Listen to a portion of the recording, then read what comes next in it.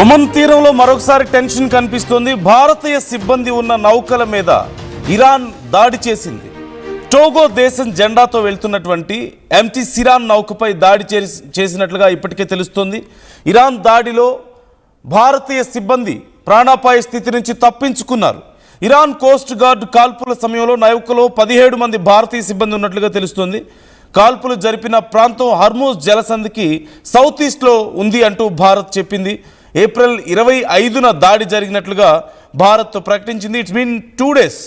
గతంలోనూ 2 భారతీయ నౌకల మీద ఇరాన్ దాడులు చేయడాన్ని మనం చూసాం. ఇప్పుడు భారత నౌక కాకపోయినప్పటికీ టోగోకి సంబంధించినటువంటి నౌక, టోగో అనేది ఆఫ్రికన్ కంట్రీస్లో ఒక చిన్న దేశం. ఇరాన్ దగ్గర నుంచి అది ఆయిల్ కొనుక్కుంటూ వెళ్తుంది. అయితే ఇప్పుడు ఒమన్ నుంచి వెళ్తుంది. అయితే ఆ సమయంలో ఇరాన్ ఈ దాడికి పాల్పడినట్లుగా తెలుస్తోంది. అందులో భారతీయ సిబ్బంది ఉండడం ఇప్పుడు భారతదేశం ఈ విషయం గురించి ఆలోచించాల్సిన పరిస్థితి వచ్చింది.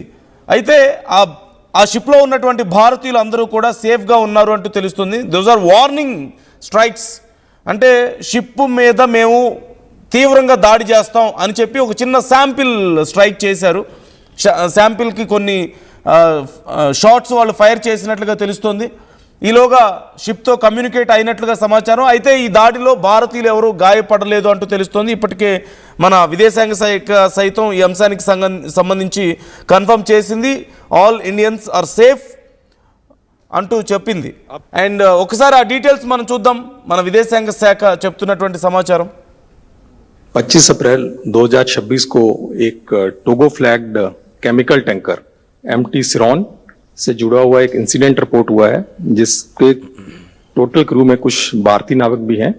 ये घटना शिनास आउटर पोर्ट लिमिट ओमान से हुई है. ये जहाज कुछ अन्य जहाजों के साथ गुजर रहा था, जिसको ईरानियन कोस्ट गार्ड ने इंटरसेप्ट करने को कहा और उन्होंने वार्निंग शॉट्स फायर किए. सभी भारतीय नाविक सुरक्षित हैं. पतन पोत परिवहन और जल मार्ग मंत्रालय लगातार विदेश मंत्रालय, भारतीय मिशनों और मैरीटाइम स्टेक होल्डर के साथ संपर्क में है और नाविकों की सुरक्षा और मैरीटाइम ऑपरेशन सुनिश्चित के लिए वचनबद्ध है.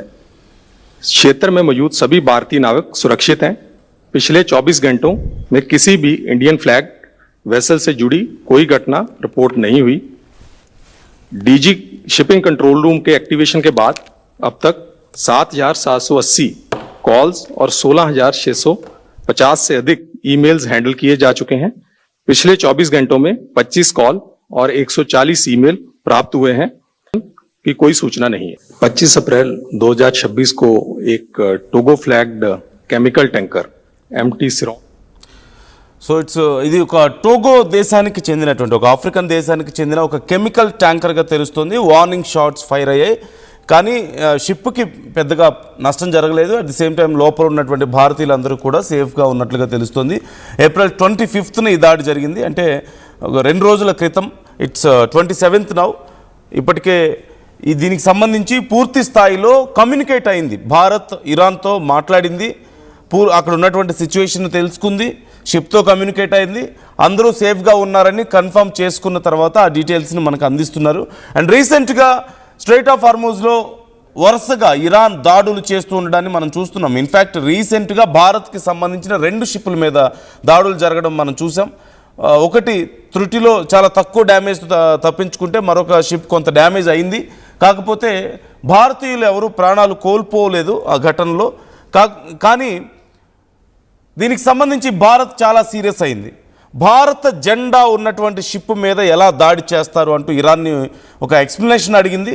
అండ్ ఇరాన్తో మాట్లాడిన తర్వాత ఇరాన్ కూడా ఈ విషయంలో మేము నెక్స్ట్ టైం నుంచి జాగ్రత్తగా ఉంటామని ఒక సమాధానం చెప్పినట్లుగా మనకు తెలుస్తుంది. ఈవెన్ ఆఫ్టర్ దట్ మరికొన్ని ట్రాన్సాక్షన్స్ కూడా జరిగాయి ఇరాన్కి భారత్కి మధ్యలో. So situations are quite good now India and ఇరాన్కి మధ్యలో.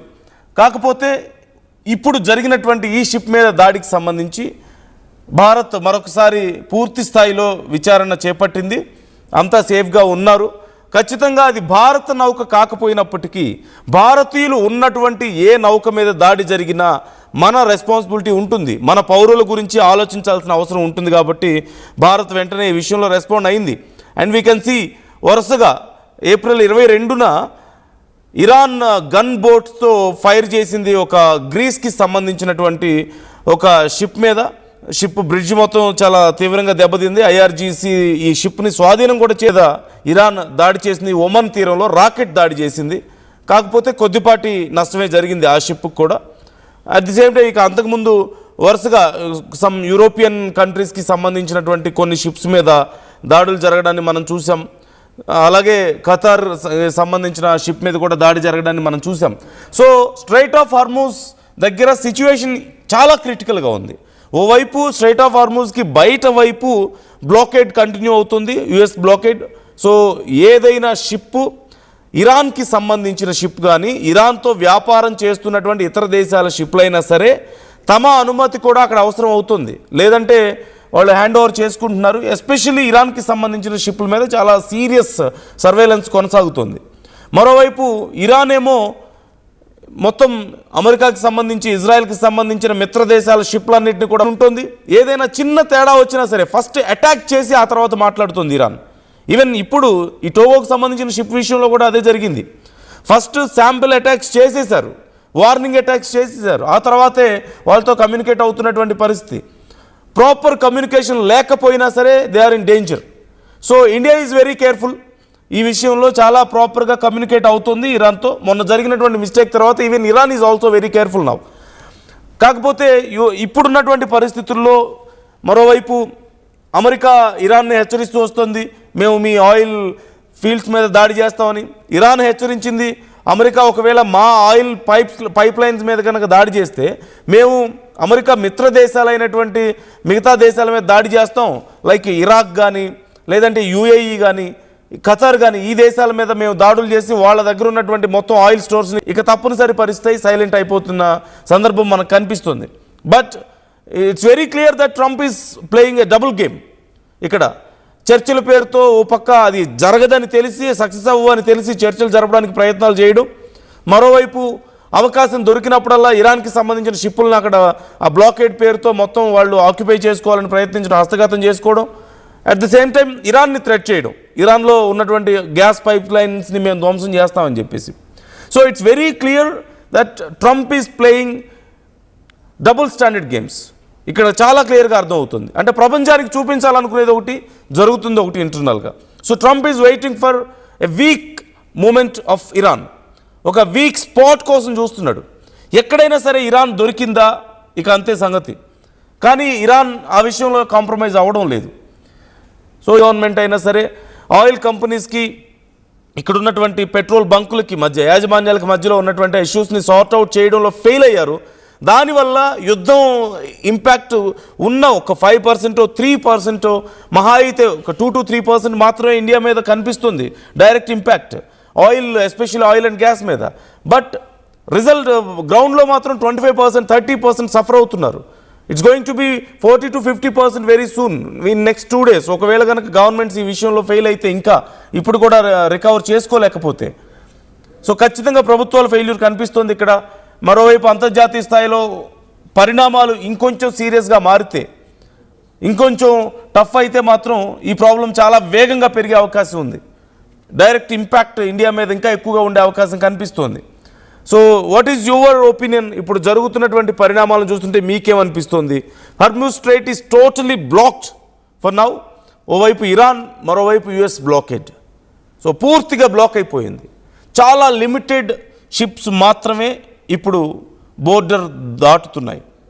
ఇటు యుఎస్ అండ్ ఇరాన్ రెండు కూడా అలౌ చేస్తున్న షిప్స్ చాలా లిమిటెడ్గా ఉన్నాయి.